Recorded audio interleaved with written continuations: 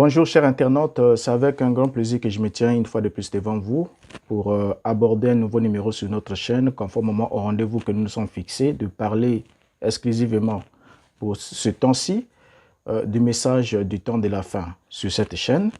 Et cela fait effectivement plus de 3 mois, beaucoup de temps que je n'ai pas publié sur cette chaîne, pour des raisons que Dieu seul, qui est le maître des temps et des circonstances, sait.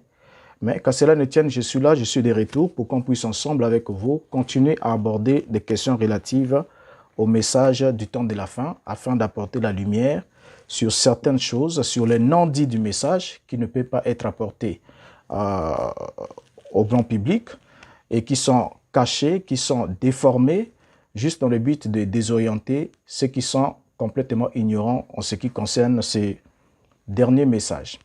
Alors, j'aimerais ici aborder un sujet qui fait la une de l'actualité dans le monde du message en ces temps-ci.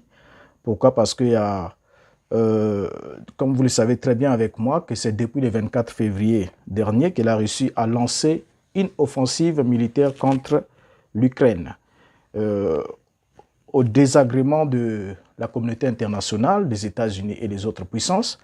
Et cela a permis à bon nombre de gens, c'est-à-dire les pronostiquaires du message du temps de la fin ou encore les profiteurs situationnistes du message de Branham, ont saisi cette occasion pour river davantage les clous de leurs allégations de la tête de ceux qu'ils prennent pour des vrais naïfs en profitant de leur ignorance. Et ils ont commencé à brandir des prophéties, paraît-il, qui affirmaient que ce qui vient de s'accomplir, ou encore ce qui est en train de se passer présentement avec la Russie, est l'accomplissement d'une prophétie de William Branham qui aurait parlé de la Russie, qui aurait annoncé l'action de la Russie. Et la Russie est précisément en train d'accomplir cette prophétie qui est le prélude ou encore le préliminaire de la fin du monde. Alors, cela a permis aussi à certains, parce que j'ai trouvé certains amis qui avaient même quitté le message du temps de la fin, après avoir découvert les erreurs, mais lorsqu'ils ont vu la Russie remonter et qu'on leur a présenté une prophétie qui était mal rendue en même temps, bon, on aura le temps de l'étudier, alors ils ont commencé à trembler parce qu'on leur a dit, écoutez, la prophétie est là en train de s'accomplir, donc l'enlèvement c'est pour bientôt, parce qu'avant que cette bombe atomique n'explose, l'épouse ou l'église quittera la terre et ira au ciel au travers d'un enlèvement. Donc, comme Poutine est déjà là et qu'il demande qu'on puisse mettre déjà en place les armes de dissuasion et l'arme atomique, qu'on apprête tout déjà, alors, du coup, ils se sont dit, mais tiens, là, bientôt, Poutine va utiliser l'arme atomique, le monde va être pulvérisé, mais avant cela, l'épouse doit partir dans un enlèvement, conformément à ce qui a été dit par William Branham. Alors, j'aimerais ici, ensemble avec vous, dans les quelques minutes que nous allons passer ensemble, aborder cette question. Et nous allons premièrement commencer avec la citation phare. La citation phare, vous le savez très bien avec moi, c'est comme lorsque nous avons eu l'élection du dernier président des États-Unis actuellement, quand Joe Biden est passé avec la vice-présidente Kamala, il y a une prophétie qui a été lancée comme ça à la volée, qui a fait le tour de la toile et les branhamistes ont chanté, ils ont crié, ils ont confirmé la prophétie de leur prophète qui disait-on que la 6e vision serait accomplie. Et nous sommes venus ensemble avec vous. On a pris cette citation et les autres citations et l'histoire à la lumière de tout. Et nous avons eu à démontrer ensemble avec vous que cette prophétie était une prophétie ratée et que ce qui vient de se passer aux États-Unis n'avait rien à voir avec la prophétie de William Branham. Alors maintenant, est-ce que ce qui se passe avec la Russie présentement ou encore à l'avenir a-t-il quelque chose à voir avec le message du temps de la fin ou une prophétie de William Branham, ou encore a-t-il quelque chose à voir avec une prophétie biblique? C'est la question que nous allons ensemble avec vous étudier à la lumière des Écritures et bien sûr en appelant William Branham sur la scène ou à la barre, si on peut le dire, afin qu'il s'exprime lui-même. Alors nous allons commencer par cette citation de William Branham. Voilà, elle est là. Dans les 7 âges de l'Église. Donc nous lisons dans l'exposé des 7 âges de l'Église au chapitre 9, à la page 313. Il a dit ceci. Le domaine de la 3e vision était celui de la politique mondiale, car car elle me montrait qu'il y aurait 3 grands ismes, le fascisme, le nazisme et le communisme, mais que les 2 premiers seraient absorbés par le 3e. La voix m'exhortait, observe la Russie, surveille le roi du Nord. Voilà. Cette citation que nous venons de lire ensemble est la citation phare qui est aujourd'hui à la une. Pourquoi? Parce qu'on doit observer la Russie, on doit observer le roi du Nord. Et j'ai même suivi brillamment un prédicateur de renom du message du temps de la fin qui a fait des déclarations tapageuses et pratiquement mensongères en affirmant que ici, quand William Branham disait observer la Russie n'existait pas encore parce qu'il y avait encore l'URSS à l'époque. Et Branham était précis en disant observer la Russie. Et c'est après le démantèlement de l'URSS en 1991 que la Russie réapparaît pour accomplir la prophétie, ce qui est faux. Parce que j'aimerais apporter à la connaissance de cet ami, bien que ce sont des mensonges qui sont déballés du haut des chairs, à ceux qui ne le savent pas, mais la Russie a toujours fait partie, a toujours existé, même dans le bloc l'URSS. La Russie était là parmi les 15 pays ou les 15 États qui constituaient cette alliance-là, qui constituait ce bloc-là de l'URSS. Donc, le démantèlement n'a permis qu'à chacun de ces États de retrouver sa place. Et puis, la Russie était le plus grand, c'est le seul qui a conservé la plus grande superficie et qui est resté en quelque sorte la grande puissance de ces blocs-là. On reviendra, je crois, dans les détails qu'il faut. Mais donc, il n'y a pas intérêt ici à dire que avant 1991, ou quand William Branham fait cette déclaration, la Russie n'existait pas, c'est faux. La Russie a bel et bien existé avant l'avènement de l'URSS. La Russie était là avec l'Empire russe, avec les Tsars. Et ensuite, quand il y a eu la révolution russe, la Russie était là. Et après le démantèlement de l'URSS, qui est la seconde mort de l'Empire russe, la Russie est demeurée. Donc, ça n'a rien à voir. C'est juste un détail, un aperçu, pour qu'on ne continue pas à mentir, parce que c'est grave comme allégation lorsqu'on le fait. Et surtout quand on le fait dans le monde du net, ainsi de suite, on déclare des choses comme ça juste pour vouloir soutenir William Branham, pour dire que voilà, il avait déjà vu la Russie, il n'a pas dit l'URSS, mais il a parlé de la Russie. Nous reviendrons, on a tout le temps, on a assez de numéros à aborder sur cette question pour qu'on puisse parler effectivement de quelle Russie parlait William Branham et pour voir est-ce que la Russie actuelle a réellement quelque chose à voir avec la Russie annoncée par William Branham. Ça, nous le verrons dans un autre numéro. Alors, pour le moment, ce numéro-ci, nous l'intitulons « Surveiller le roi du Nord ». On doit surveiller le roi du Nord. La voix l'avait exhorté en disant « Surveille le roi du Nord, surveille la Russie ». Alors, par rapport à cette citation que nous venons de lire, cette citation est une transcription de la déclaration que William Branham a faite dans la série de prédications qui ont permis à ce qu'on puisse rédiger le livre de l'exposé des 7 âges de l'Église. Et c'est effectivement dans l'âge de l'Église de l'Odyssée que William Branham fait cette déclaration, prêchée le 11 décembre 1960, paragraphe 44. Il dit ce qui suit. « Combien ici s'en souviennent? Lorsque je vous avais fait rester debout et dire, observez la Russie, le roi du Nord, observez la Russie, le roi du Nord, observez la Russie, le roi du Nord. Combien m'ont entendu dire cela et le répéter encore et encore? En tout cas, les vétérans, lorsque je l'ai dit, dans l'ancienne partie de cette église, je me tenais là et je répétais, observez la Russie, le roi du Nord, voyez ce qu'il va faire, car tous ces isthmes vont se rassembler en Russie. Tous ces isthmes vont se rassembler en Russie. Alors, pourquoi est-ce qu'on doit surveiller le roi du Nord? C'est la question qu'on doit poser à William Branham et il va nous dire pourquoi est-ce qu'il demandait à sa congrégation de surveiller le roi du Nord qui disait être la Russie. Dans la prédication La marque de la bête, prêchée le 13 mai 1954, au paragraphe 137, il déclare ce qui suit. Maintenant, si vous me donnez encore un soir, si Dieu le fait, je vous prouverai que le communisme n'est qu'un outil entre les mains du Dieu Tout-Puissant pour détruire Rome. Là, et rappelez-vous, je dis ceci en tant que prophète de Dieu. L'Empire russe lâchera un genre de bombe atomique sur la cité du Vatican et la détruira en 1 heure. Ainsi dit le Seigneur. Et la Bible dit que Dieu a pris ces hommes au cœur cruel et les a mis entre ses mains, qu'ils étaient des instruments entre ses mains pour accomplir sa volonté et pour qu'elle reçoive exactement ce qui lui revenait. C'est exact, c'est la parole. Bien, on vient de lire ici la raison pour laquelle William Branham a demandé qu'on puisse observer la Russie, le roi du Nord, et la déclaration qu'il fait en 1954. Il nous dit, l'Empire russe lâchera un genre de bombe atomique sur la cité du Vatican et la détruira en 1 heure. Et un peu plus loin dans d'autres prédications, je ne les ai pas, je n'ai pas coté cela ici, mais je reviendrai au travers de notre numéro. William Branham fait le mariage du jugement de la prostituée d'Apocalypse 18 avec la destruction du Vatican par l'Empire russe. Donc, la Russie est un instrument dans les mains de Dieu et Dieu s'en sert pour venger le sang des saints qui ont été versés, le sang qui a été versé au cours des âges par l'Église catholique romaine, par le Vatican.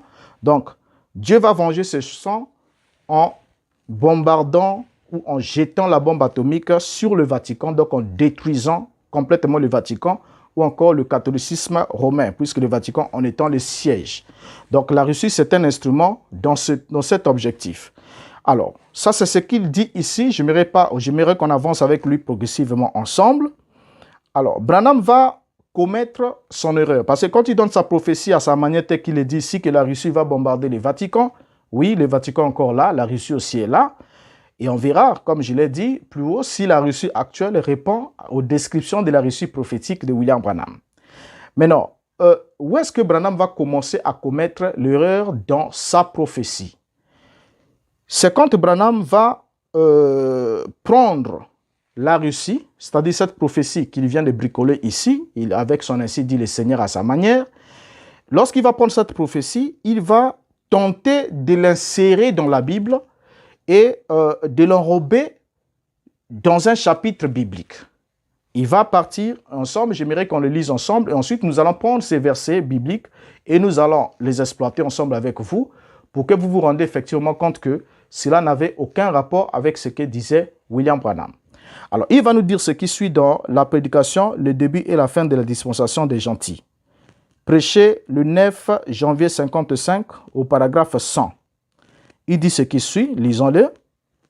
Eh bien, Daniel avait l'assurance qu'à la fin de la dispensation des gentils, lisez-le, quand vous rentrerez à la maison et demain, lisez le chapitre 11. Vous verrez comment le roi du Nord, qui n'est rien d'autre que la Russie, descend comme un tourbillon exercer une pression sur eux. Et la grande bataille d'Armageddon sera livrée juste là, près des portes de Jérusalem. Remarquez, oh, j'aime ceci. Et en ce temps-là, ceux de ton peuple qui seront trouvés inscrits dans le livre de vie de l'agneau seront sauvés. Fin de citation. Alors, on constate que William Branham exhorte sa congrégation à aller lire Daniel chapitre 11 et il souligne que vous verrez comment le roi du Nord, qui n'est rien d'autre que la Russie, descend là comme un tourbillon, exercer une pression sur les Juifs. Et ce sera aux portes de Jérusalem que cette bataille dite d'Armageddon va commencer. Alors, déjà ici, on doit le dire très haut, très fort, sans mâcher les mots, que Branham vient de mentir contre la Bible en voulant insérer la Russie dans Daniel chapitre 11.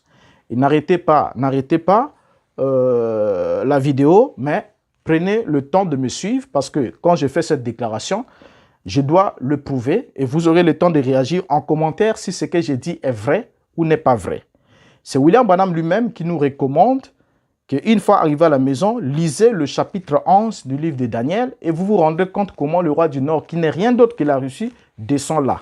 Et il donne la suite comme vous venez de le lire ensemble avec moi. Alors, en effet, après avoir vu le lion, lorsque Daniel regarde dans sa série de visions, on repart avec lui d'abord dans le chapitre 7 pour qu'on puisse dresser la toile de fond afin qu'on comprenne qui est réellement le roi du Nord qui descend dans Daniel chapitre 11. parce que William Branham dit qu'il s'agit de la Russie qui est là. Le roi du Nord qui est là, c'est la Russie. Maintenant, nous allons lire la Bible elle-même et nous verrons si il sera en accord avec ce qu'a dit le prophète Daniel. Alors, il a dit ceci. On doit d'abord noter ensemble avec vous, pour ne pas prendre trop de temps, qu'après avoir vu le lion, l'ours, qui représentaient successivement les deux royaumes, donc le royaume babylonien et le royaume médo-perse, alors Daniel a vu un léopard ailé qui avait 4 ailes et puis qui avait 4 têtes. Et c'est ce quatrième animal-là, au fait, ce troisième animal qui va nous intéresser ici. Alors, le troisième animal, le léopard à 4 têtes, la Bible nous dit dans Daniel chapitre 7, le verset 6.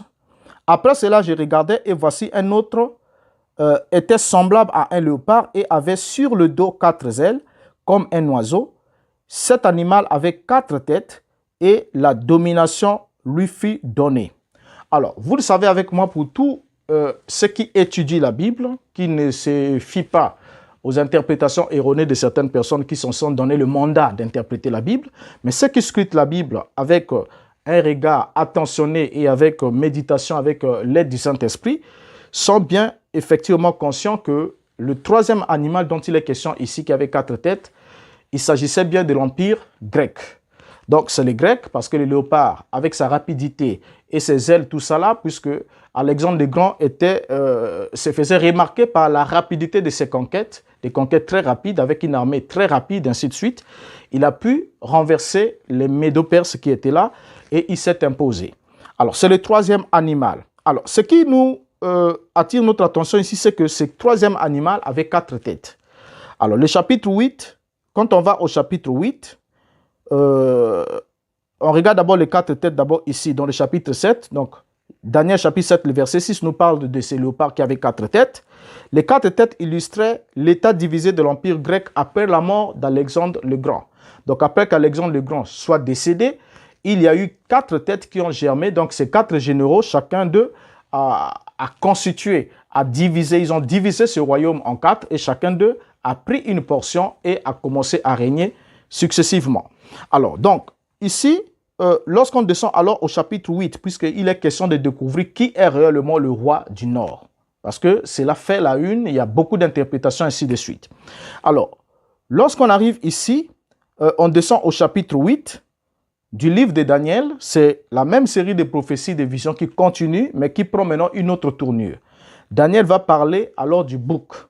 Il va parler du bouc et on va constater ensemble avec vous quelque chose. J'aimerais qu'on le lise ensemble avec vous, que dans le chapitre 8 nous parle du bouc qui avait une grande corne et qui venait de l'Occident, qui s'est confronté ou qui s'est battu avec le bélier qui avait 2 cornes. En d'autres termes, l'Empire médo-perse qui était le précurseur de l'Empire grec.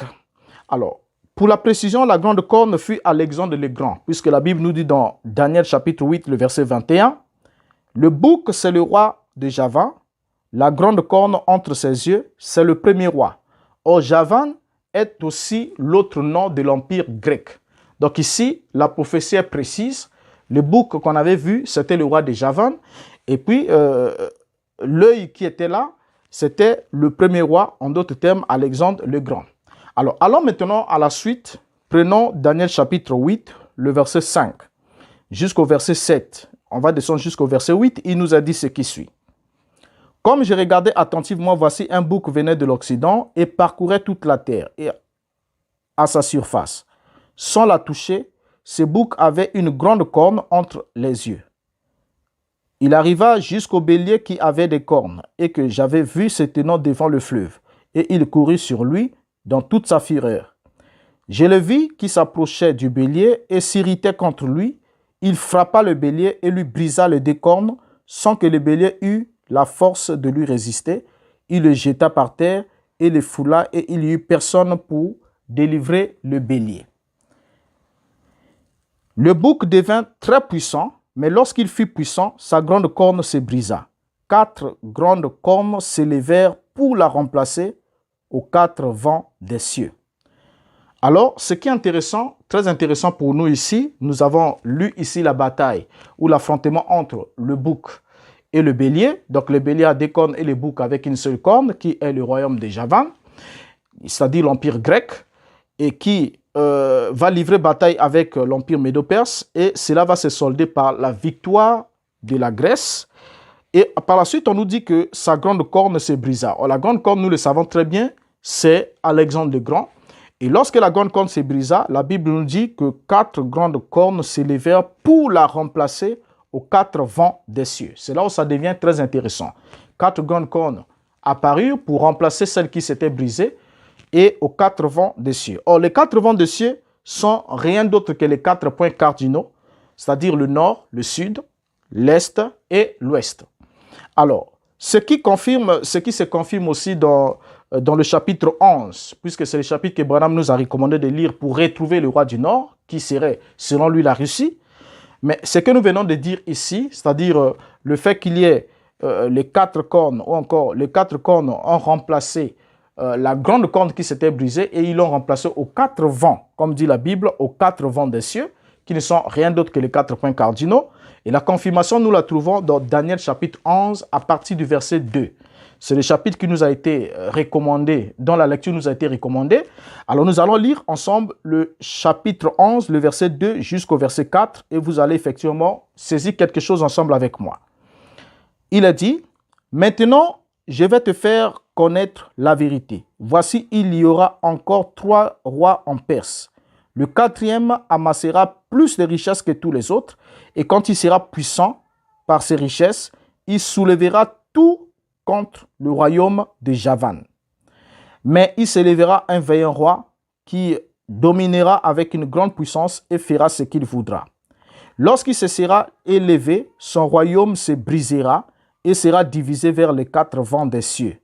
Il n'appartiendra pas à ses descendants et il ne sera pas aussi puissant qu'il était, car il sera déchiré et il passera à d'autres qu'à eux. » Alors, vous voyez ici, la Bible nous donne encore la précision sur toujours la Perse, les Médo-Perses, donc la transition entre le règne Médo-Perse et le règne grec. Et il nous a parlé ici des rois des Perses. Il y aura encore 3 rois en Perse, donc cela est annoncé à Daniel. Il y aura encore 3 rois, et c'est pratiquement au 3e roi que la Perse va affronter le royaume de Javan, qui est l'empire grec. Et ensuite, l'empire grec va prendre le dessus. Mais la Bible nous dit qu'après que cet empire grec ait pris le dessus, alors son royaume se brisera et sera divisé vers 4 vents des cieux. Il n'appartiendra pas à ses descendants. Donc, aucun descendant d'Alexandre le Grand n'a hérité le royaume comme les autres l'ont fait, où le père mourait et puis c'est le fils qui accédait. Mais dans le cas d'Alexandre le Grand, ce n'était pas ainsi. Ce sont ces généraux qui se sont partagés le royaume.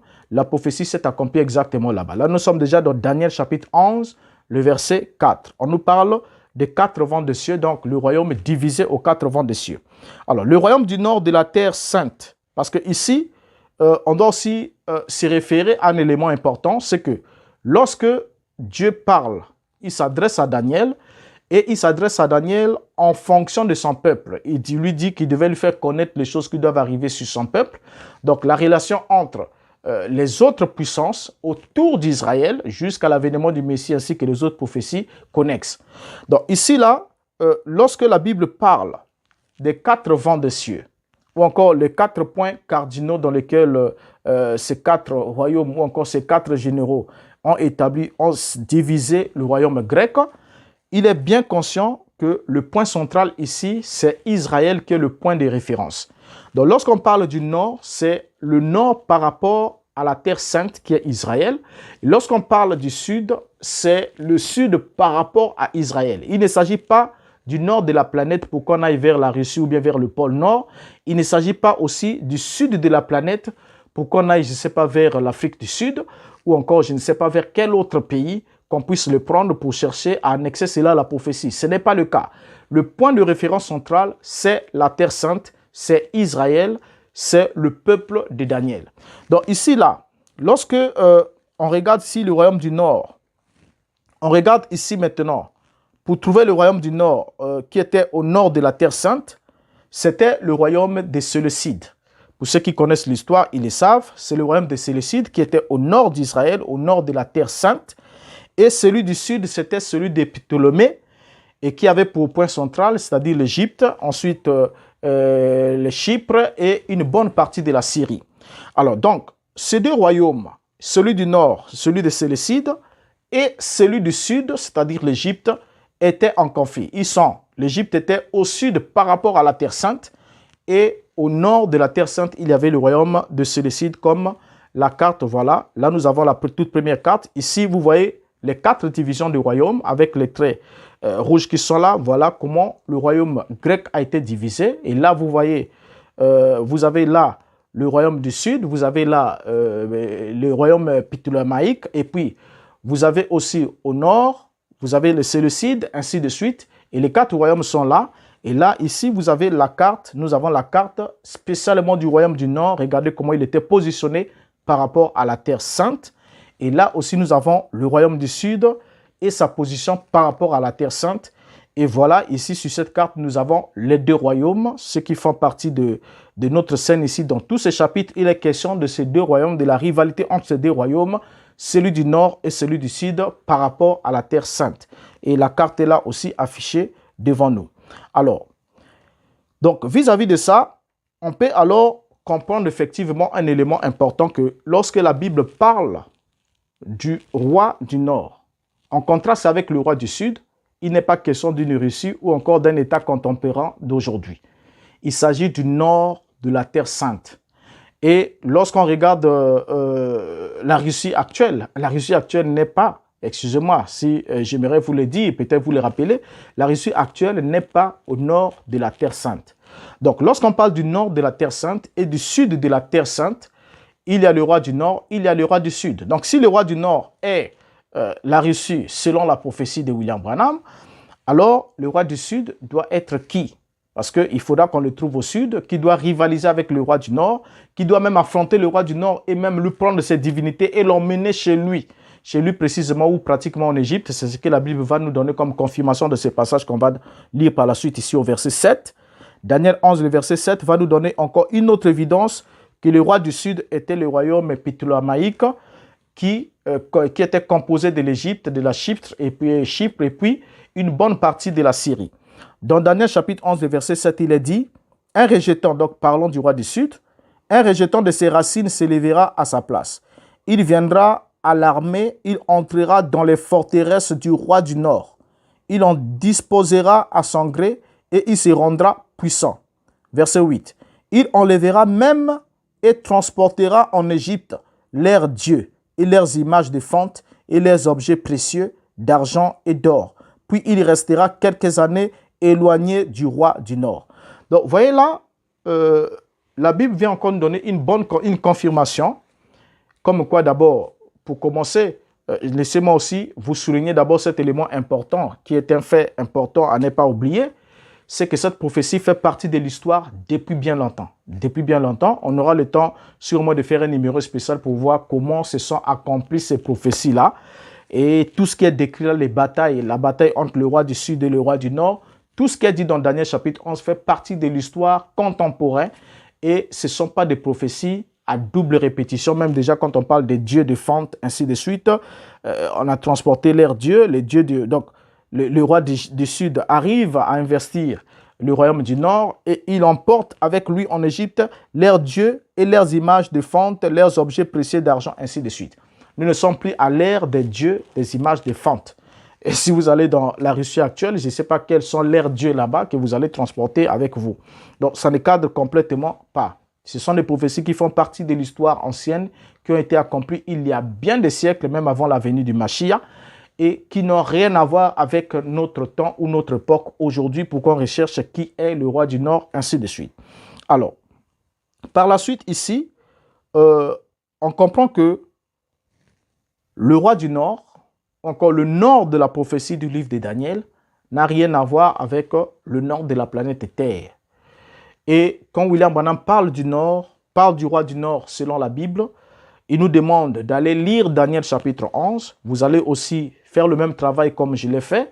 Vous prenez le chapitre 11 du livre de Daniel, vous allez le lire du début jusqu'à la fin. Vous ne verrez pas un seul verset qui pourra vous permettre de faire allusion à la Russie actuelle comme étant le roi du Nord qui descendrait vers Jérusalem pour aller l'investir en vue de la bataille d'Armageddon, ce qui est complètement faux. La deuxième erreur de Branham, après avoir tenté d'introduire sa prophétie sur la Russie dans Daniel chapitre 11, nous venons de regarder ensemble avec vous, Bible ouverte, que cette prophétie n'a pas de place là-bas. N'a pas de place là-bas parce que le roi du Nord, c'était le royaume de Séleucide qui n'a rien à voir avec la Russie actuelle, qui n'a absolument, parce que ça occupait pratiquement la Mésopotamie et autres, qui n'a rien à voir avec la Russie actuelle. Et même la Russie actuelle n'est pas positionnée conformément ou encore au nord, conformément à Israël ou la Terre Sainte, et ne répond aucunement à la prophétie. Donc si William Branham avait laissé sa prophétie juste la bricoler comme ça, sans chercher à lui attribuer une légitimité biblique en lui affectant un verset biblique, ça n'aurait pas posé de problème. Mais seulement, quand il a voulu affecter un verset, un chapitre de la Bible pour soutenir cette affaire, alors la Bible projette cela avec force et énergie et rejette cela très loin, ce qui en fait déjà une fausse prophétie avec de fausses évidences. Alors, il ne s'arrête pas là, puisque tout à fait doit être réglé sur la déposition de 2 ou 3 témoins. William Branham va tenter pour la deuxième fois d'insérer encore la Russie, qu'il appelle le roi du Nord, dans la Bible. Et cette fois-ci, il ira dans le livre de l'Apocalypse. Qu'est-ce qu'il va nous dire? On va le lire dans la prédication « Ta famille », prêché le 8e mois 1961, au paragraphe 75. Il dit ce qui suit. Ok. En as-tu une autre? Oui. Un frère lit la question suivante. Quelle est la signification qu'a le fleuve Euphrate dans la Bible, spirituellement parlant? Oui, le fleuve Euphrate a toujours été un fleuve important. En effet, le fleuve Euphrate occupe une place importante dans la Bible. D'abord, nous voyons que le fleuve Euphrate traversait en plein Éden. La Bible dit qu'il traversait en plein l'Éden. Ensuite, nous voyons que le fleuve Euphrate était aussi un fleuve qui traversait directement Babylone. Le même fleuve, voyez-vous, le fleuve Euphrate traversait en plein Babylone. Or, nous voyons que l'ange a versé sa coupe sur le fleuve Euphrate et l'a asséché pour que le roi du Nord puisse descendre. Et je pense que c'est ce qui arrivera effectivement. Ça se fera au temps de la fin, quand ils arriveront à Armageddon. Voyez-vous, ils doivent juste traverser l'Égypte, là pour y entrer, juste à travers ces pays. Ils devront traverser l'Euphrate pour arriver là. Le paragraphe 76. Voyez-vous, le fleuve Euphrate coule aujourd'hui. Nous savons cela, voyez-vous. Et l'Amazone en Amérique du Sud, le Nil en Égypte, l'Euphrate ainsi que le Haut. Quel est cet autre fleuve? Il y a deux là-dedans qui se dirigent là vers l'Éden. Et le fleuve Euphrate, c'est quand ce grand a frayé une voie pour que cela descende. Voyez-vous, frayons une voie pour que le roi du Nord descende. Les rois. Cela se produira au moment de la bataille d'Armageddon dans les derniers jours. Voyez-vous, c'est fleuve Euphrate. Et c'est tout ce qu'il y avait comme question. Ou bien est-ce que c'est tout ce qu'il y a comme question? Fin de citation. Donc, on vient de lire ici ensemble avec vous William Branham, malgré qu'il fait un peu d'amalgame sur la position du fleuve Euphrate, parce que la Bible dit clairement que un fleuve sortait de l'Éden et puis il se sépara en 4 bras. Ce n'était pas que le fleuve Euphrate coulait vers l'Éden ou ainsi de suite, comme il vient de le dire, c'est faux. Le fleuve sortait de l'Éden et quand il est sorti de l'Éden, il s'est séparé en 4 bras. Alors, maintenant ici, ce qui nous intéresse, c'est un élément. L'élément qui nous intéresse, c'est lequel? William Branham interprète ici l'Apocalypse, le chapitre pratiquement 16 du livre d'Apocalypse. Lorsque l'ange versa sa coupe sur le fleuve Euphrate, le fleuve avait été asséché, selon cette vision-là, pour permettre à ce que le roi puisse passer. Mais ici, William Branham affirme haut et fort que la coupe a été versée sur le fleuve Euphrate et le fleuve a été asséché pour que le roi du Nord puisse descendre là. Et lorsqu'il parle du roi du Nord qui doit descendre, il continue, il dit qu'il doit traverser l'Égypte. Alors, j'aimerais vous poser une question ensemble avec moi. Est-ce que la Russie pour atteindre Jérusalem, est-ce que la Russie a besoin de traverser l'Euphrate et de traverser l'Égypte pour atteindre Jérusalem? C'est la question que je vous pose. Bon, vous allez dire que c'est sûrement un lapsus. Bon, on lui concède au moins cela. Il a droit à l'erreur. On lui concède cela. Donc, il n'y a pas la traversée de l'Égypte, ok? Donc, il voulait parler de l'Euphrate sûrement. Bien. Maintenant, regardez ce qu'il va dire. Il dit que le fleuve a été asséché afin que le roi du Nord puisse descendre. J'aimerais qu'on souligne ça, que le roi du Nord puisse descendre. Donc, aussi longtemps que Euphrate n'est pas asséché par la coupe de l'ange, le roi du Nord ne peut pas descendre pour venir engager la bataille d'Armageddon. Or, il s'avère aujourd'hui que les croyants du message des temps à la fin sont en train de proclamer très haut et très fort, avec des prédicateurs, honte à vous, qui racontaient même ces grands mensonges sur la toile, pour affirmer qu'avec ce qui se passe avec la Russie actuellement, qui descend en Ukraine, c'est un prélude à cette bataille d'Armageddon, parce qu'il va énerver tout le monde, et puis il va aller en Israël, ainsi de suite. Ils ont déjà même tracé le plan selon leurs propres mensonges. Or, à Kassiran-Etienne, William Branham a prophétisé, il a parlé des nations, il a parlé de la Russie, mais il n'a jamais fait mention de l'Ukraine. Il n'a jamais fait mention de l'Ukraine, ni symboliquement, ni prophétiquement. Alors maintenant, ici, il dit que l'Euphrate a été asséché afin que le roi du Nord puisse descendre, en vue d'engager cette bataille d'Armageddon. Or, quand on lit ce que dit William Branham, la Bible n'est pas d'accord avec ce que dit William Branham. Et souvenez-vous, William Branham est ici en train de parler du livre d'Apocalypse, le livre où il est dit: celui qui ajoutera, il lui sera ajouté des fléaux. Celui qui retranchera son nom sera retranché du livre de vie. Donc les paroles de prophétie du livre d'Apocalypse doivent être tenues comme telles, ne doivent subir d'aucune modification ou d'aucun entorse. Maintenant, qu'est-ce que la Bible elle-même dit? Est-ce que réellement le passage sur lequel William Branham fait référence pour introduire la descente de son roi du Nord, est-ce que ce passage-là dit exactement que l'Euphrate va sécher, être asséché afin que le roi du Nord descende? Lisons ce passage ensemble avec vous. Apocalypse chapitre 16, le verset 12, dit ce qui suit. Le sixième versa sa coupe sur le grand fleuve, l'Euphrate, et son eau tarit, afin que le chemin des rois venant de l'Orient fût préparé. Donc là, c'est ce que dit la Bible. La Bible ne parle pas du fait que l'Euphrate va être asséché afin que le roi du Nord descende pour engager la bataille d'Armageddon. C'est faux. Mais la Bible parle symboliquement de cette prophétie. Il dit, le sixième versa la coupe sur le grand fleuve Euphrate et son eau tarit afin que le chemin des rois, c'est le pluriel, des rois venant du Nord. Non, la Bible précise, le chemin des rois venant de l'Orient fut préparé. Donc ça, c'est ce que dit la Bible. Donc l'Euphrate sèche, selon la Bible, pour préparer le chemin des rois venant de l'Orient, pas du roi du Nord. Ce n'est pas ce que dit la Bible. Et vous voyez que la deuxième tentative de William Branham d'insérer la Russie dans le livre d'Apocalypse aussi échoue une fois de plus. Alors, en ce moment-là, vous êtes en face d'une évidence. L'évidence, c'est laquelle? C'est que vous avez le choix entre ce que déclare William Branham et ce que dit la Bible. Et peut-être le livre de Daniel, vous savez que le livre de Daniel, c'est un livre prophétique et qui a pour référence dans le Nouveau Testament, c'est le livre d'Apocalypse. Donc, William Branham prend sa prophétie sur la Russie, essaie d'introduire dans l'Apocalypse de l'Ancien Testament. Cela échoue, c'est éjecté, comme vous venez de vous rendre compte.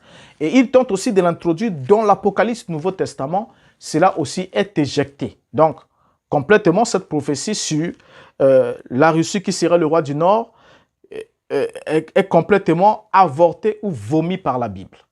Alors, puisque c'est vomi par la Bible, vous avez alors le choix. Vous avez le choix, vous, soit d'accepter cette prophétie de William Branham, soit de s'en tenir à ce que dit la Bible, en attendant qu'on puisse arriver à voir comment est-ce que ces prophéties ont été accomplies, avec aucune marge de promesse où Dieu va bisser l'accomplissement de cette prophétie. Il n'y en a pas. Il n'y en a pas. On aura le temps d'étudier ça dans un numéro spécial. Et si je l'oublie, veuillez me le rappeler en commentaire pour qu'on puisse avoir des numéros spéciaux où nous allons aborder ces questions-là pour voir comment ces prophéties ont été accomplies et qui n'ont rien à voir avec notre ère actuelle. Alors, lorsque la Russie, donc on vient ici de comprendre ensemble avec vous que la Russie n'est pas le roi du Nord de la prophétie de Daniel. Ça, si vous avez un avis contraire, ouvrez encore votre Bible, ouvrez les documents d'histoire et prenez juste la Bible et démontrez-nous dans Daniel chapitre 11 que la Russie se retrouve quelque part. Présentez-nous le roi du Nord qui est la Russie, selon votre thèse. Et ensuite, le Nord par rapport à qui? Et ensuite, présentez-nous le roi du Sud et nous verrons comment les batailles là se sont passées, ainsi de suite, et tous les détails qui s'en suivent. Vous allez vous rendre compte effectivement que vous allez vous foutre les doigts dans l'œil, vous serez complètement en contradiction avec la Bible parce que la Bible est précise. Lorsque l'ange s'adresse à Daniel, Gabriel est précis, il explique très bien les choses à Daniel et Daniel aussi dit des choses avec des mots clairs. Donc, il n'a pas laissé d'énigme là-bas. Ce qui est énigmatique, c'est ce qui n'est pas à apporter à votre attention. Alors, donc, on vient ici de se rendre compte que la Russie n'est pas le roi du Nord de la prophétie de Daniel. La Russie n'est pas aussi le roi du Nord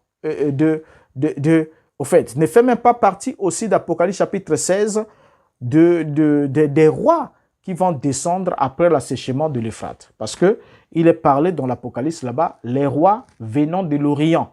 Pas les rois venant du septentrion, c'est-à-dire du Nord, mais venant de l'Orient.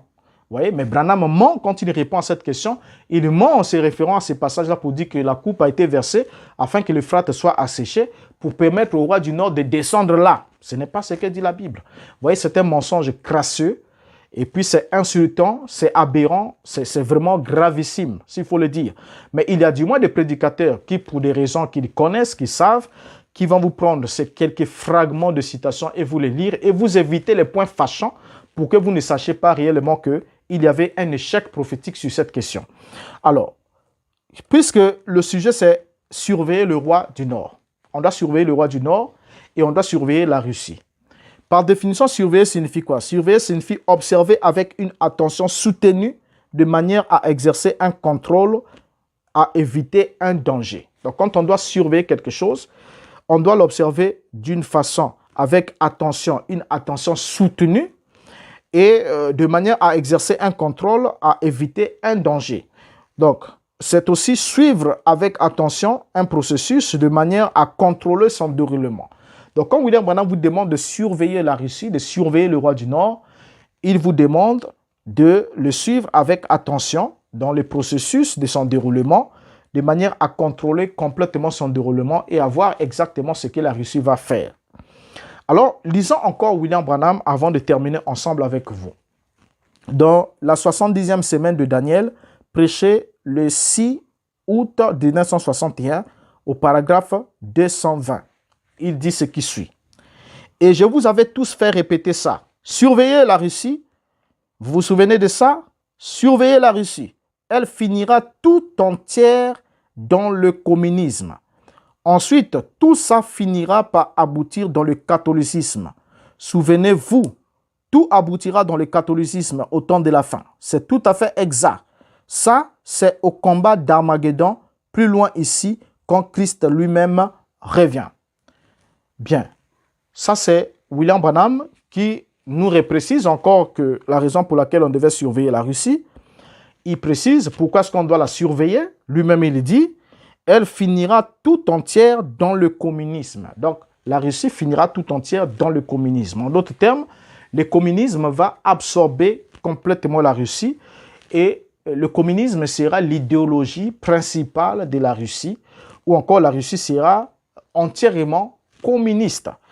Alors, il dit ensuite, donc il y a une suite. Donc, après que la Russie est finie dans le communisme, il dit ensuite tout ça finira par aboutir dans le catholicisme.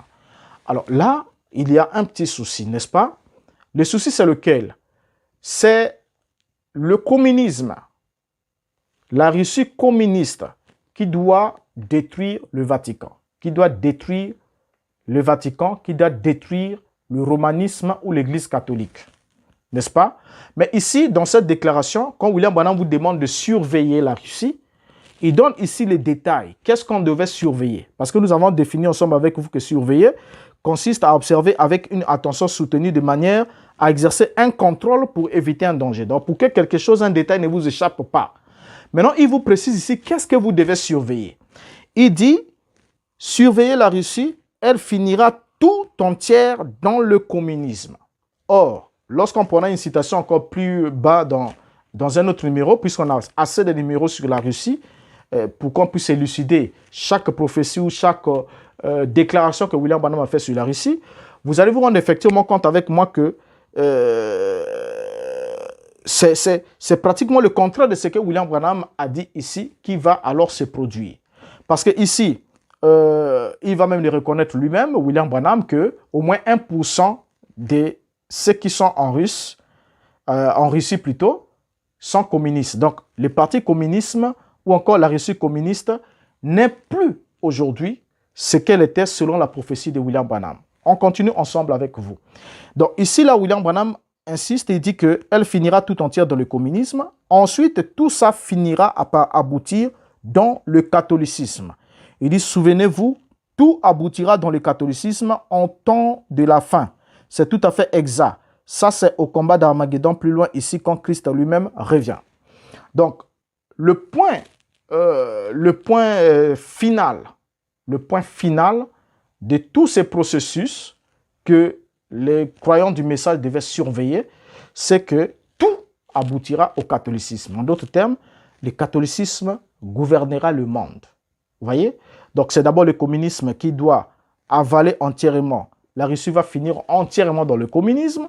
Et ensuite, tout cela, donc, et la Russie et les restes de tous les autres ismes, de tout ce qu'il y a dans le monde, finira dans le catholicisme, selon cette déclaration de William Branham. Alors, ça, c'est ce qu'on devait surveiller. C'est que vous deviez surveiller. Vous, le croyant du message, devrez surveiller. Mais au lieu de surveiller cela pour voir, est-ce que réellement la Russie a fini entièrement dans le communisme? Point d'interrogation. Parce que déjà, pour ceux qui ne le savent pas, la Russie communisme est décédée depuis 1991 avec le démantèlement de l'URSS. Si vous n'avez pas cette information, vérifiez. Vous allez effectivement avoir toute la confirmation que la Russie actuelle n'a rien à voir avec la Russie de la prophétie de William Branham. Mais il y a un numéro spécial sur ça où nous allons démontrer tous ces éléments point par point. Mais continuons d'abord ici avant de chuter ensemble avec vous. Donc voilà les choses que vous devrez surveiller. La chose que vous devrez surveiller ici, selon William Branham, ce n'est pas quand la Russie sort avec ses armes pour aller attaquer une nation. Parce que la Russie n'est pas à sa première conquête militaire. Vous voyez, la Russie n'est pas à sa première guerre depuis la fin de la Seconde Guerre mondiale. Ce n'est pas sa toute première guerre. Donc, elle a l'habitude dans cette région. Vous savez comment ces pays-là bouillonnent, comment il y a eu des conflits, tout ça là pour annexer tel pays, pour faire ceci, réclamer ceci, là. La Russie a toujours sorti ses armes et il est toujours allé en guerre pour ses raisons, pour ses intérêts. Alors, cette fois-ci, la Russie sort encore une fois de plus ses griffes, toujours pour ses intérêts stratégiques, géopolitiques. Alors, pour les croyants du message de William Branham, ils vont commencer à surveiller. Au lieu de surveiller ce que William Branham leur a demandé de surveiller, ils ont commencé à dire aux gens, apprêtez-vous, bientôt on va décoller parce qu'il va bientôt tirer la bombe atomique, il va bientôt utiliser l'arme atomique. Oh là là, c'est vraiment triste et malheureux. Alors, suivez quand même les instructions de celui que vous dites croire comme prophète. Lorsqu'il vous a dit de surveiller la Russie, lui-même va vous dire pourquoi vous devez surveiller. Qu'est-ce que vous devez surveiller? Alors, on vous demande de surveiller une chose, vous allez surveiller une autre chose qui ne vous a pas été donnée comme instruction. C'est regrettable, vous voyez? C'est très regrettable. Alors, suivons-le. Là, nous sommes en 1961. William Branham demande à sa congrégation de surveiller la Russie, n'est-ce pas? De surveiller la Russie. Et il précise pourquoi est-ce que vous devez surveiller la Russie. Il dit parce qu'elle finira tout entière dans le communisme. Cela a complètement échoué parce que la Russie n'a pas fini tout entière dans le communisme. Complètement échoué. Le communisme est en train de vouloir même renaître, je crois, c'est à partir de, je ne sais pas si en 1980 ou encore, juste tout récemment, je vous donnerai l'année, où les communistes sont encore en train de relever encore la tête avec un nouveau parti, ainsi de suite. La Russie n'est plus ce qu'elle était à cette époque, avant le démantèlement de l'URSS. Alors, déjà ici, la Russie doit finir entièrement, elle finira tout entière dans le communisme, c'est un échec. Et ensuite, William Branham dit, ensuite, tout ça finira par aboutir dans le catholicisme, ce qui est aussi un échec. Parce qu'aujourd'hui, tout n'a pas abouti dans le communisme. Au fait, tout n'a pas abouti dans le catholicisme. Voyez? Et William Branham, en voyant même les ismes qui devraient venir, soi-disant selon lui, au temps de la fin, il a vu le fascisme, le nazisme, il n'a pas vu le capitalisme américain. Je ne sais pas, parce qu'il était peut-être américain, comme il était américain, il ne pouvait pas voir le capitalisme américain. Mais pour lui, il n'a vu que le communisme qui devait conquérir le monde entier, jusqu'aux États-Unis, partout, alors que le communisme est complètement décédé même dans son berceau, et il y a juste quelques États, puissances qui sont restés communistes. Vous avez la Corée du Nord, vous avez la Chine, ainsi de suite. Ils sont, je crois, autour de 4 ou 5.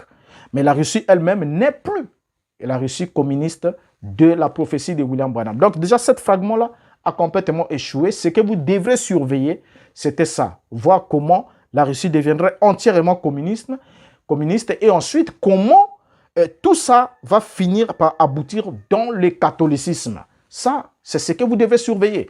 Ça n'a rien à voir avec le fait d'intimider des gens, de profiter de leur ignorance pour leur dire, voilà, comme Poutine a menacé d'utiliser l'arsenal nucléaire, voilà, donc bientôt le monde entier va brûler, bientôt on va partir, parce que cette bombe-là, une fois qu'on va la larguer, elle fera ça, elle fera ça, elle fera ça. Ça sont des pronostics des hommes. Alors, Dieu est Dieu, c'est Dieu qui est le maître de la vie sur la terre. On reviendra. Alors, continuons pour atterrir dans ce numéro-ci. Nous sommes pratiquement à la fin de ce numéro. On va aborder d'autres. En 1961, on vient de lire William Branham qui précise qu'on devait surveiller la Russie. OK? L'année suivante, Branham modifie l'objectif d'attention de ses fidèles. En 1962, William Branham va modifier l'objectif d'attention. Donc, en 61, il demande de surveiller la Russie. OK? Maintenant, quand on arrive en 1962, donc dans la prédication, la plus grande bataille jamais livrée, prêchée le 11 mars 1962, le paragraphe 405 et le paragraphe 415, Branham dit ce qui suit. La Russie, le communisme, ne va pas conquérir quoi que ce soit. La parole de Dieu ne peut pas faillir. C'est le romanisme qui va conquérir le monde. Paragraphe 415. Voyez-vous, ne vous faites pas de soucis au sujet de la Russie. La Russie, ce n'est qu'un petit caillou sur la plage. Ne vous faites surtout pas de soucis au sujet du communisme. Surveillez le romanisme. Alors qu'il s'unit aux églises, il n'y a rien d'écrit dans l'écriture comme quoi le communisme gouvernerait le monde. Voilà la déclaration de William Branham. Donc, une année plus tard, William Branham change l'objectif de vision de ses croyants. Donc, au lieu de surveiller la Russie, il leur dit non, la Russie n'est rien. Ne vous faites pas de soucis au sujet de la Russie. Donc, on n'a pas à le surveiller, c'est juste un petit caillou sur la plage. Ne vous faites pas de soucis au sujet du communisme, mais surveillez le romanisme. Donc, ici, là, William Branham change le point focal à surveiller. Et j'ai suivi un pasteur qui débattait, qui répondait à un autre, qui paraît-il, ils sont en conflit entre eux, les prédicateurs du message du temps de la fin. Il y a un qui disait, on ne doit pas surveiller la Russie, on doit surveiller Rome. OK? Il s'est focalisé sur les citations aussi de William Branham allant dans ce sens, comme celui que je viens de lire. Et l'autre disait, non, on doit surveiller la Russie. Pourquoi? Parce que la Russie donne la mort physique avec la bombe atomique, mais Rome lui donne la mort spirituelle avec la fausse parole ou la fausse doctrine. Donc, du coup, il y a alors, au lieu de surveiller, l'un disant non, il faut surveiller celui qui donne la mort physique, l'autre dit non, il faut surveiller celui qui donne la mort spirituelle pour éviter de se retrouver dedans. Et ils sont rentrés en conflit, ainsi de suite. Pourquoi? Parce que les deux, chacun d'eux avait une citation, on ne sait plus qu'est-ce qu'on doit surveiller. Mais une année plus tard, William Branham lui-même demande à ce qu'on ne se soucie point de la Russie. La Russie n'est rien. La Russie, c'est juste un petit caillou sur la plage.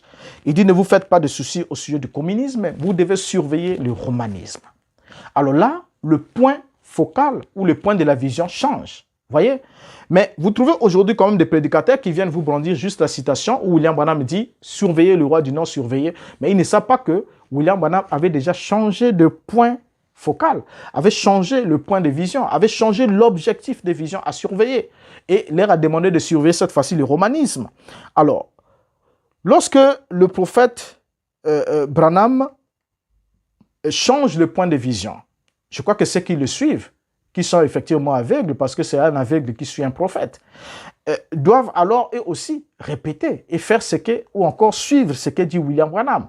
Mais il y a un élément important encore que nous devons souligner ici pour terminer, c'est la dernière citation que nous avons à lire, toujours dans la brochure « La plus grande bataille jamais livrée ». Alors, qu'est-ce que nous lisons ici cette fois-ci? Pour ceux qui s'attendent à ce que la Russie bombarde le Vatican, la Russie bombarde les États-Unis, parce que pour certains, la Russie va bombarder le Vatican, ensuite la Russie va bombarder les États-Unis d'Amérique, et ensuite la Russie ira se battre en Israël, selon le programme de William Branham, bien sûr. La Russie ira se battre en Israël, et là-bas en Israël, la Russie sera bâtie à plate couture, parce que Christ descendra et prendre les armes qui sont en Israël, et puis combattre la Russie et vaincre la Russie, ainsi de suite. Ils ne connaissent plus la suite des schémas. Après là, on reviendra pour prendre aussi la prophétie sur la bataille d'Armageddon et non pas seulement vous démontrer que la prophétie que Branham a annoncée sur le déroulé du bataille d'Armageddon est faux, mais vous démontrer aussi que toutes ces prophéties font partie de l'histoire ancienne et n'ont rien à voir avec notre temps. On n'a rien à attendre dans ce côté-là. Mais je crois que ça fera l'objet d'un débat, mais nous y reviendrons. Mais pour l'instant, nous sommes avec William Branham. Alors, lorsqu'on arrive avec lui, pour Branham, pour les croyants du message des temps de la fin, la Russie, c'est une puissance militaire. J'ai suivi un prédicateur aussi du message de renom, bien sûr, qui dit la Russie est à 10 ans d'avance par rapport aux États-Unis. C'est une très grande puissance, patati et patata. Donc, elle va écraser les États-Unis comme un rien et puis effacer le Vatican. Et voilà. Mais tout ça, ça va se passer. Eux, ils seront déjà enlevés, ils seront plus sur la terre, ils vont partir vivre au ciel. Et ils vont regarder ça de l'autre côté, comment les choses vont se passer sur la terre. C'est vraiment une bêtise que même de ne que dire ces choses-là, sans pourtant même parler du fait de croire à ce genre de choses. Alors, lisons une prophétie perdue de vue par les croyants du message. Toujours dans la plus grande bataille jamais livrée, dans la même prédication où William Branham a changé de point d'objectif, a changé de vision en demandant à ses adeptes de ne plus surveiller la Russie, mais de surveiller le romanisme. William Branham va lui-même faire cette déclaration. C'est une citation que les pasteurs n'ont pas voulu vous lire dans la période actuelle pendant que la Russie est en guerre. Pourquoi? Vous allez comprendre après lecture. Lisons. Il dit ce qui suit. Russie. Je vais dire ceci pour le bénéfice des anciens combattants et ainsi de suite ici. Et vous, les étudiants de la Bible, qu'est-ce que vous embêtez? Qu'est-ce que vous vous embêtez et hurlez à propos de la Russie? Hein? Vous ne m'entendez pas vous dire de construire un abri anti-bombe? Qu'est-ce que tu racontes à propos de la Russie? La Russie n'est rien. Ils ne vont pas gagner des guerres. Ils ne vont pas conquérir le monde. Le communisme ne va pas conquérir le monde. La parole de Dieu peut-elle échouer? Écoutez, ceci sur bande maintenant, au monde je parle, ou partout où ces bandes peuvent aller, et vous les gens ici, peu importe ce qui m'arrive, vous croyez cela. Russie, communisme ne conquiert rien. La parole de Dieu ne peut pas faillir. Le romanisme va conquérir le monde. Bien. Donc, regardez un peu la lecture que nous venons de faire ici. Je ne sais pas si les pasteurs vous lisent cette citation dans la période actuelle ou si ils vous ont déjà lu cette citation. Dans la citation ici, William Branham dit clairement que la Russie n'est rien. Il ajoute, ils ne vont pas gagner de guerre. Point. Ils ne vont pas conquérir le monde. Donc, cela va à l'encontre de tout ce qu'il a dit plus précédemment. Parce que contre la Russie, on attend que la Russie largue une bombe atomique sur le Vatican, largue une bombe atomique sur les USA et efface les USA de la carte de la planète. Ça veut dire que la Russie a gagné une guerre. Vous voyez? La Russie gagne une guerre. Mais ici, selon cette déclaration de William Branham, qui parle en bon américain, en bon patriote américain, pour une fois, chapeau pour lui, il déclare que la Russie ne peut pas gagner de guerre et ils ne vont pas conquérir le monde. Bien, Branham a prophétisé en disant que la Russie ne va pas gagner de guerre, mais ses disciples attendent néanmoins qu'il puisse conquérir le monde et brûler le Vatican et brûler les États-Unis. Vous ne voyez pas que c'est aberrant. Donc vous allez à l'encontre de ce que dit votre propre prophète. Alors, la question finale que j'aimerais poser pour terminer.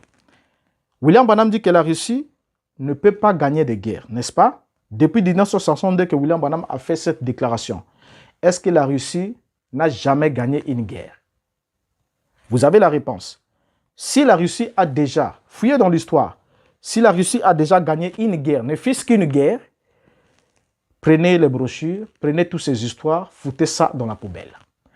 Mais si la Russie n'a jamais gagné de guerre, et ensuite pour le reste, la Russie ne va jamais gagner de guerre parce que la Russie n'est rien, alors oubliez cette histoire du fait que la bombe atomique sera larguée, c'est pas par-ci, par-là. Et nous voyons même aujourd'hui la Russie en train de se battre avec l'Ukraine, et nous voyons comment les choses se passent. Et je n'aimerais pas vous donner l'issue du combat parce que je n'aimerais pas me constituer en prophète pour dire, bon, la Russie gagnera ou ne gagnera pas. Mais il est en guerre. La Russie est en guerre contre l'Ukraine et le monde est là dans ces spectacles qui nous emmènent pratiquement à la porte même de la troisième guerre mondiale, comme d'aucuns sont en train de le dire, que ce sera la dernière parce que il y aura les armes atomiques qui vont retentir et plus rien ne subsistera ici-bas. Bon, ça, c'est les hommes qui l'ont dit, mais ce n'est pas ce que Dieu dit.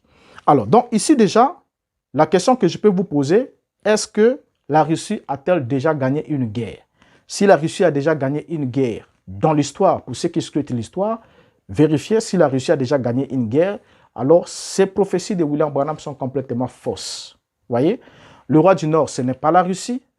Dans Apocalypse chapitre 16, le frat est asséché pour que le roi venant de l'Orient puisse passer. Ça n'a rien à voir avec la Russie qui ne vient pas de l'Orient, qui est le roi du Nord selon Branham, mais Branham a voulu quand même l'insérer là. Ce sont des choses graves. Vous voyez? Complètement graves. Alors donc, pour ce numéro, je m'arrête là et je vous prends congé en vous donnant rendez-vous pour un autre numéro où nous allons toujours aborder les questions relatives aux prophéties de William Branham concernant les visions du temps de la fin et concernant ce qui se passe avec la Russie et ainsi de suite, concernant les ismes et tout. Nous allons prendre le point selon la conduite du Seigneur afin que quelqu'un soit édifié et que quelqu'un soit affranchi de ce système qui abrutit les gens, qui ne leur permet pas de faire usage de leur intelligence afin qu'ils vivent librement et qu'ils servent Dieu en toute liberté, au lieu de servir Dieu dans la peur qui vous est injectée dedans, comme quoi bientôt le monde va brûler, l'enlèvement aura lieu, il faut aller dans les messages, il faut, qui ne sont que des mensonges. Et pendant ce temps, les pasteurs qui vous exhortent comme quoi l'enlèvement va bientôt avoir lieu, sont en train de se faire des affaires, faire des économies et tout. Ils vous diront, même si l'enlèvement a lieu demain, aujourd'hui, continuez à travailler, à amasser des sous, construisez des maisons, ainsi de suite. Alors, ils ne croient pas réellement à ce qu'ils prétendent qu'il doit arriver. Où est passé l'engloutissement de Los Angeles? Où sont passés les autres signes avant? Où est passé l'assèchement de l'Euphrate? Où sont passées toutes ces choses-là? Donc, vous allez comprendre ensemble avec moi, dans les numéros qui suivront, que cette affaire est complètement une farce. La Russie qui est là est en train de faire sa guerre. Ce n'est pas sa dernière, ce n'est pas non plus sa première, ce ne sera pas aussi sa dernière guerre. Elle vivra en tant que comme toutes les puissances qui font les guerres. L'Amérique a fait la guerre, la Chine fait ses guerres à elle, de son côté aussi. La Russie fait aussi sa guerre, la France aussi fait ses guerres à elle. Donc, ce sont de grandes puissances. Ça n'a rien à voir avec une quelconque prophétie biblique. Et ceux qui s'attendent à ce que les choses bricolées par William Branham ici puissent s'accomplir, perdent complètement, sont en train de perdre complètement leur temps parce que cela n'arrivera pas. Dieu ne peut pas confirmer des choses qui sont fausses, qui ne sont pas en accord avec sa parole.